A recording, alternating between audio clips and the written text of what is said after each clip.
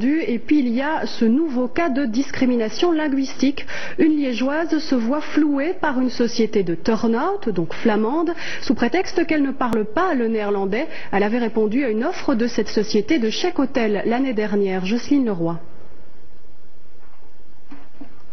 Anne-Marie n'en revient toujours pas. Elle achète l'année dernière des chèques nuits d'hôtel à une firme de turn-out. Elle souhaite passer un week-end dans cet hôtel en Normandie. Elle demande une prolongation du chèque et voici ce qu'on lui répond. Nous sommes désolés de vous avoir informé que nous ne livrons plus dans les régions de langue française. Si vous, comme client belge, maîtrisez aussi la langue néerlandaise, nous pouvons bien sûr vous livrer nos produits en néerlandais. Dans ce cas, nos livraisons et services seront faits seulement en néerlandais. Anne-Marie parle d'escroquerie, ses 18 € sont perdus, mais avant tout, elle se dit choquée par ce qui ressemble à une discrimination linguistique.